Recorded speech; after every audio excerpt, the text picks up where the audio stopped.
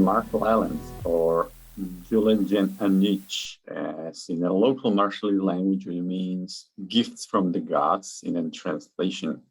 So if you never heard about the islands, let me get you familiar with the islands. And now today we're gonna talk about one of our very important guests, and let me introduce the region where we are now. So we are very close to the equator in the North Pacific Ocean, slightly to the west of the international deadline. And the Marshall Islands is spread around 1,200 islands and coral atolls. So the islands are one of 4 atoll countries and one of the youngest countries in the world. The inhabitants of 59,000 live only on 29 atolls and 5 islands here. So the interesting fact is that almost 97% of their territory makes the ocean. So the unprecedented beauty of the islands is a challenge to every traveler and adventurer. So currently, we're located in Majuro Atoll, where the capital and the largest city or town, Majuro, is located. The majority of the population is Marshallovych. However, also the expats from the US, China, Taiwan, Fiji, South Africa, Philippines, and several Europeans live here. So it's hard to meet countrymen from Slovakia on the island. However, when we meet our friend Raffael from Germany, we feel almost like I'm meeting a neighbor. So Raffael lives in the Marshall Islands for a couple of years and works on various projects, helping the local community with sustainable development. So now let's connect with Raffael, and we would like to have some short discussion and interview with him to talk about the local life in the Marshall Islands. So let's see, and let me welcome our friend Raffael. So Raffael, can you hear us?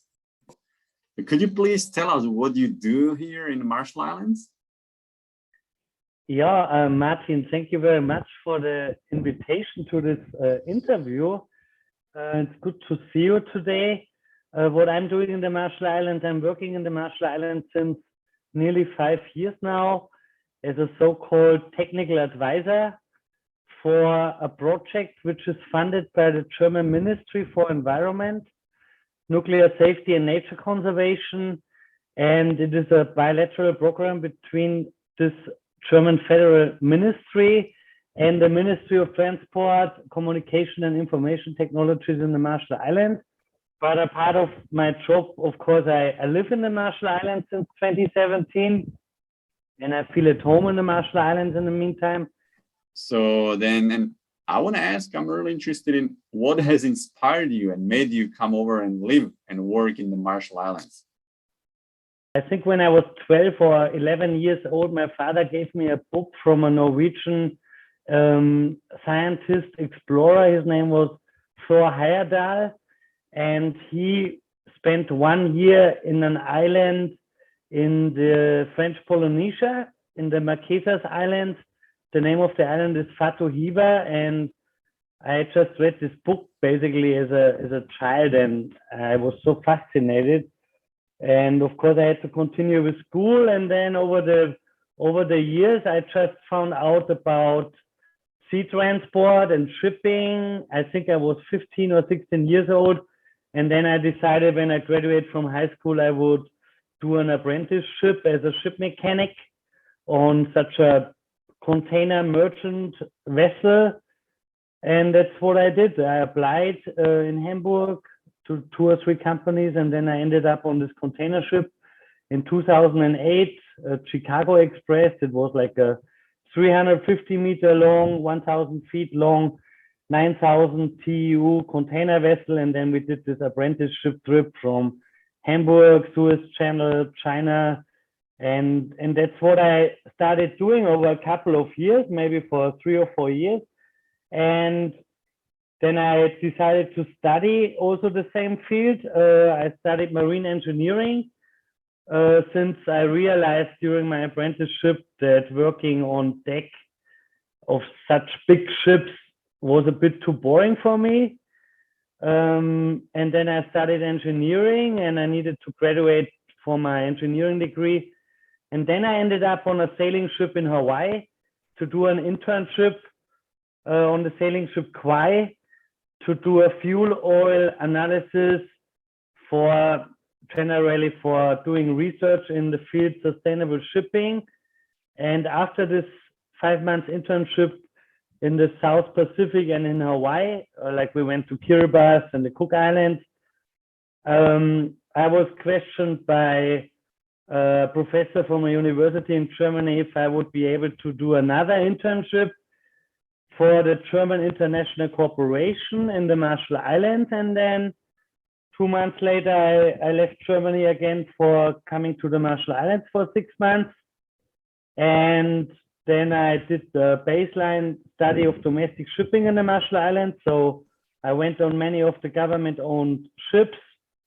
And after this 6 months have been completed, I could graduate in Germany. And then GIZ, which is the name of the company I'm working for, they asked me if I would want to come back to the project I was mentioning earlier. And in June 2018, I came back as a so-called junior advisor, and then I'm still here. And this is what made me come to the Marshall Islands. I have to be honest, I was not very familiar with the Marshall Islands, even working in more in the Cook Islands and in Kiribati before, but the Marshall Islands have been definitely beyond my scope, and I'm just so glad I did this step in 2017 to do this internship, because basically I found a new home here now. Nice. Wow, so what an adventure. Do you consider yourself as a sailor? Are you a sailor? I think that's where I'm coming from, not typically because I'm from the south of Germany, but I did the maritime career up to a certain degree, and I love being on the water. I love go sailing, but I'm at the moment, I would not consider myself as a professional sailor anymore, because I do not work on ships anymore, only for pleasure, basically. Like 1.5 years ago, I was 2 weeks on the quay here in the Marshall Islands, but I was 2 weeks on board as a cook. So I just love being at sea and sailing, especially with the energy of the wind. This is what definitely is one of my passions.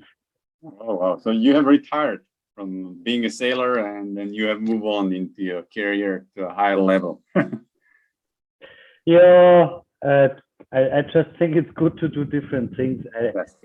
I get bored after a couple of years, and then I need to challenge myself again to feel more satisfied. I don't know. I don't regret anything. I'm happy I did my apprenticeship. It opened many doors I could have never foreseen in that time. And people like my parents who did support me, but initially they haven't been really convinced of what I've been suggesting to do. They end up saying it's pretty interesting what is possible. You know, the most important thing is you have to do the first step by yourself. You know, there's no room for being too afraid and too scared. You know, you just get numb. You have to go outside in the world. I mean, that's what I could say. No? Right, exactly. I totally agree with you. Yes. Now, what do you think? What is the best thing in the Marshall Islands? Yeah, that's a difficult question, because I can just like so many things. But I was thinking about it, Martin. First of all, what I really love is just let's say the geography of this place. It's like an atoll nation, as you, I think, mentioned. There are 29 atolls in the Marshall Islands, and just the fact that you're in the middle of the Pacific, you are in the middle of open ocean, somewhere between Hawaii, Philippines, Australia, Japan, but at the same time you have this solid land, and in the middle of this solid land you have a lagoon, which is basically pretty safe. I mean, I would never underestimate a lagoon, but in regards of weather and swell, but I'm very fascinated by this, and I think this is very unique. But as a human being, I think I'm just so fascinated by the people who live here since, I don't really know, since thousands of years, I think, and who came here by the means of sea transport, by the means of canoes and sails, and who took this trip into nowhere in those days, 1,000 years ago, I'm really inspired by this fact, and the character, the soul of the people of the Marshallese people is just what is really fascinating to me, how they adopted to this, in my opinion, also harsh environment. Even there's not a strong winter or anything, but you cannot really just relax all the day on the beach. You really have to go out and go fishing and cut copra and everything just to survive here on this piece of land. And the entire society that developed by this, let's say, by this architecture of an atoll. But for me as a European, as a German, coming from Central Europe, this is just so different, and it also goes along with so many different values people follow here compared to where I come from. And I have never been really sensitive about those things. Even I would rather consider myself as a rather sensitive person, but I was wrong, and being here just shows me so many different insights in life.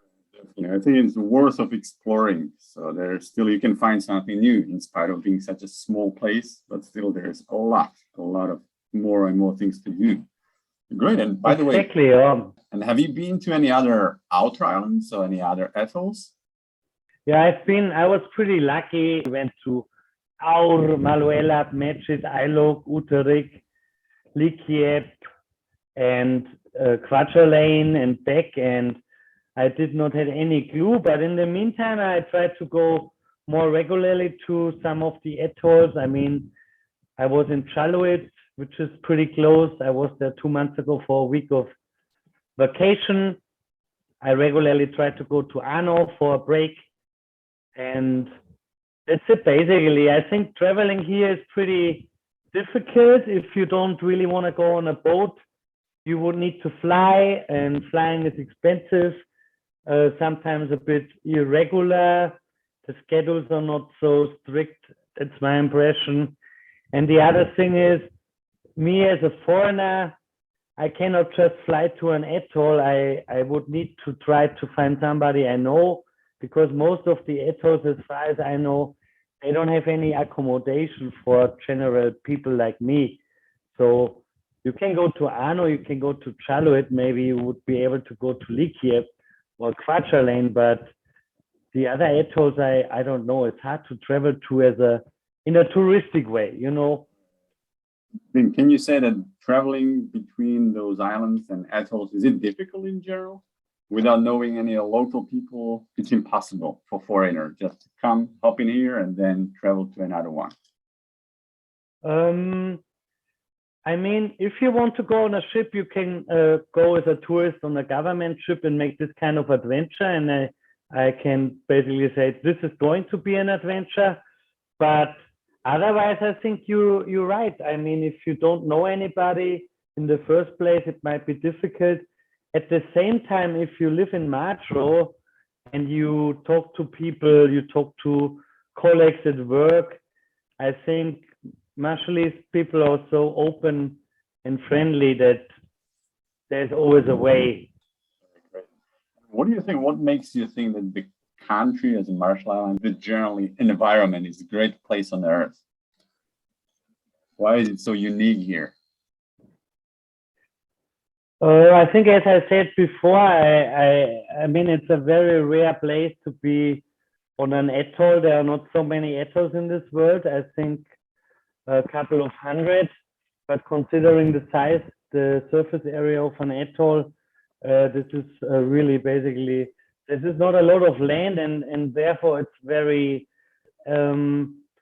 exposed to different means, not only to the natural environment, but also exposed to human impact, such as climate change.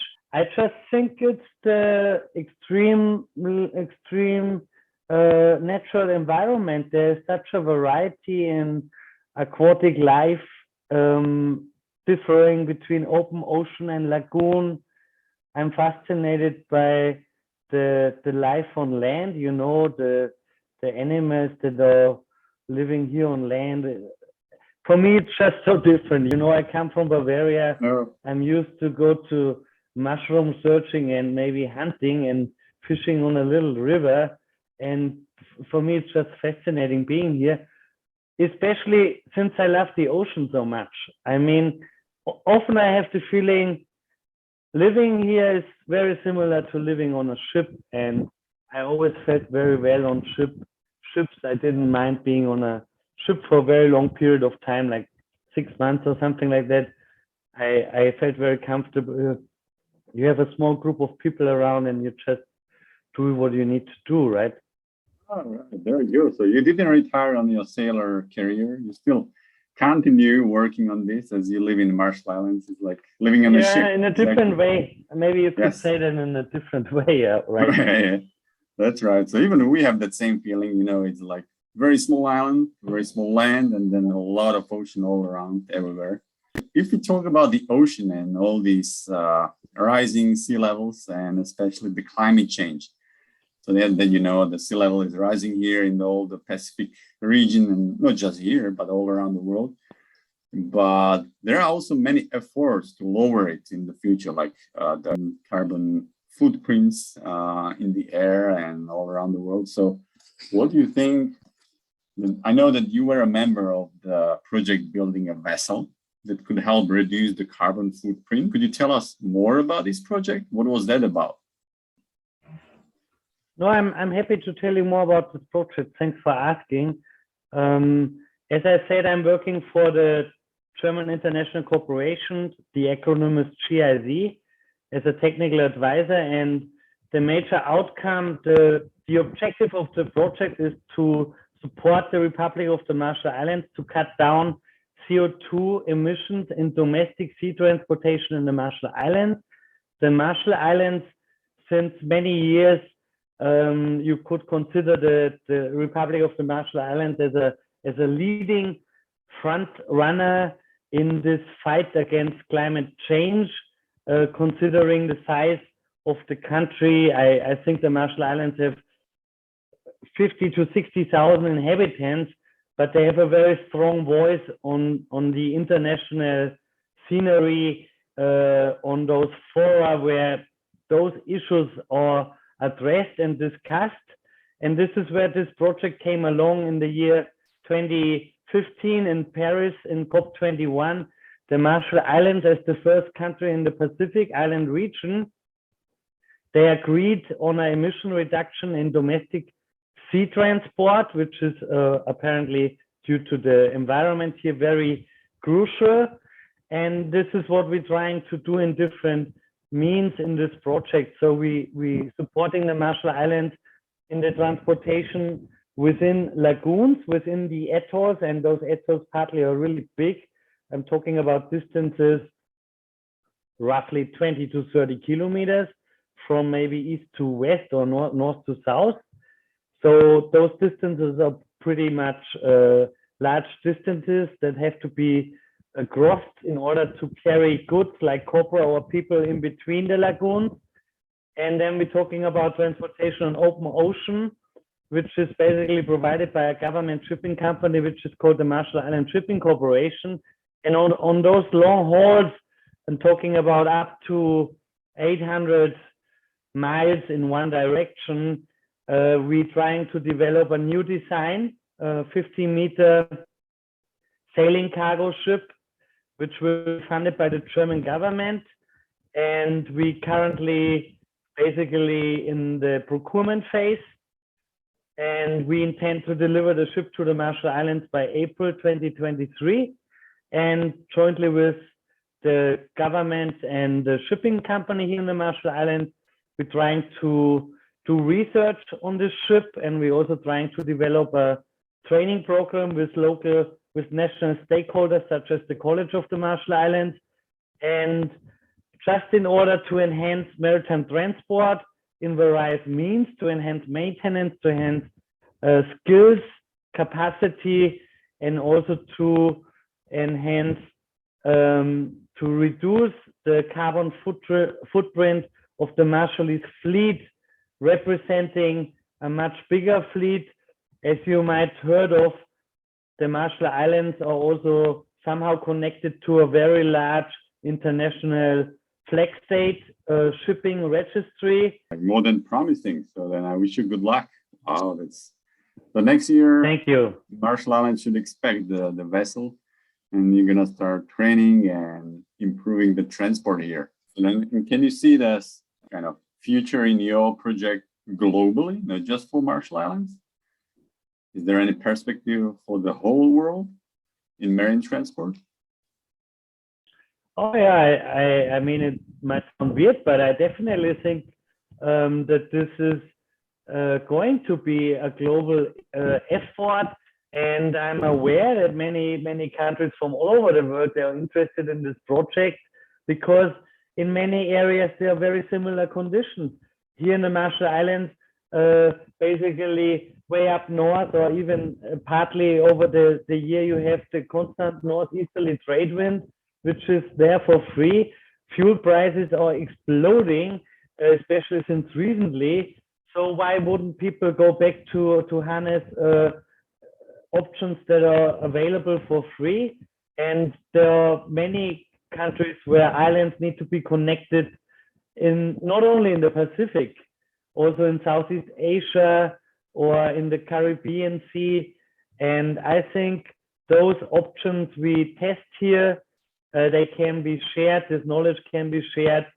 So I think this is only a little milestone to be achieved, hopefully with joint efforts, reaching a much bigger goal to just highlight what is possible and cut down fossil fuel consumption in maritime transport globally. And as you said that you live in the Marshall Islands in Majuro for 5 years. So did you work and did you live in any other exotic country before? Maybe similar to Marshall Islands? No, I mean, I lived a couple of years on ships, but they've been always moving around. I only lived in Lower Bavaria, that's where I grew up. And at the age of 19, I started working on those ships. And then I moved to North Germany, which was pretty exotic for me, because growing up in the countryside in Bavaria, I was hardly able to speak proper German. And then I moved to the way up north to the city Flensburg on the Danish border to study engineering over there.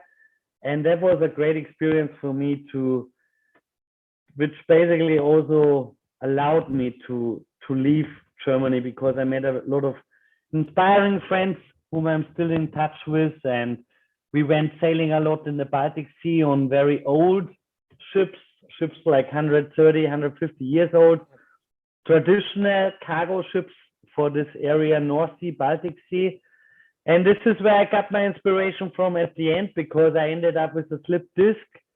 And then I was just laying around for a couple of months and I thought I need to change something. And then I found out about those initiatives in the Pacific, and that gave me the last hint. I need to do something and leave Germany. And then I flew to Hawaii and I was working on the sailing ship Kauai. When speaking about languages, when did you learn English language? How many years do you speak English? I was the first grade in the year 1996, when I was 7 years old, where we started practicing English, I think in the 3rd or 2nd grade at primary school. And my mother is a primary school teacher, now retired, but I started passively learning the alphabet and stuff like this at the age of 7 or 8. And then I had to take the courses starting from the 5th grade. This is the German school system in that time. I had to mandatorily take English classes from the 5th grade to the 11th grade. And then I said, I don't want to continue learning English anymore, because I rather invest my time at school in something different, because I will speak English anyway. I knew I will work on ships and I need to enhance my English, but then I could enhance my English just by my work. Your English is very good. So therefore, I'm just Thank wondering you. how many years do you speak English, and do you speak any other languages? What about Marshallese? I'm trying to learn Marshallese, but due to the fact that all my work here is basically in English, and Marshallese people I work with, or let's say I'm close to, speak very good English, American English, I think. I hardly speak Marshallese, but I tried to take classes. I took classes last year. So it's a question of time and also motivation. I love to learn Marshallese, and I definitely will try to learn Marshallese when I have a bit of more time when the project is over. And I learned Spanish at school for 3 years. I learned 6 years Latin, and then I took classes in Mandarin when I was studying, but I cannot speak Mandarin. I tried to learn Mandarin because I was so fascinated by China when I was working in China for the shipyards in Hong Kong and China, and then I thought, oh, I want to learn Mandarin, but was not possible. Okay, all right. So now we know that you are working like 24/7. You are workaholic. But what do you do in your free time? Do you have any free time activities? Like, are you fishing, snorkeling, or scuba diving? No, I mean, I have to take care that I don't work 24/7 because you're just gonna burn out here, especially with the time zone difference between Germany and the Marshall Islands. But in my free time, it's different. I mean, this morning I made it again to go running at 6. That was really nice to get some exercise done before the day starts. And I love to go fishing. I don't have any fishing gear by myself, but I have a few Marshallese friends or friends who also live here in the meantime who take me fishing, and I really enjoy that. I sometimes go snorkeling. I did a scuba diving license here, but I'm not really professional and active in this. Once in a while I go swimming, but I don't regularly go swimming. Considering the fact we are surrounded by water here, I don't really remember when I was swimming the last time, maybe 4 weeks ago. Yeah, I know. So you live here, so you don't need to go and swim because it's always here. It's not gonna run away. It's when more you like live sitting in the water and chatting with friends. I don't actively swim. I'm not a swimmer. I rather go running. I miss cycling here. I don't really like to cycle here because of all the dogs. I cannot really enjoy it a lot. I love cooking. That's what I do here. And I've been playing a lot my guitar, reading, just the regular stuff, and hanging out with friends, going out with friends and meeting friends and Marshallese people on the weekend. Once in a while, organizing a party or something, having a barbecue, a picnic. But that's it basically. Yeah. What would you recommend as a traditional Marshallese dish that you can maybe prepare, or maybe you would definitely try? No, I think I would just recommend to maybe you catch a fresh yellowfin tuna and then you slice it up and you eat the fish raw as sashimi, or maybe you are lucky and you catch a fish from the lagoon, like some of those reef fish, and then you just put them on a grill and barbecue them, and maybe you also put a breadfruit in the charcoal and wait for maybe 1 hour, and then you eat it together and drink a fresh coconut, which is maybe even cooled by the means of ice in a cooler, and this is just beautiful. Yeah, great talk and developing very in a nice way. Then I want to ask you, so what is your prediction of a climate change regarding the Marshall Islands into the future? What I think I'm observing by talking to people here and reading about it is there's basically a migration movement, I think, due to the effects of climate change and also economical reasons. And I do not really know how this is going to affect the Marshall Islands.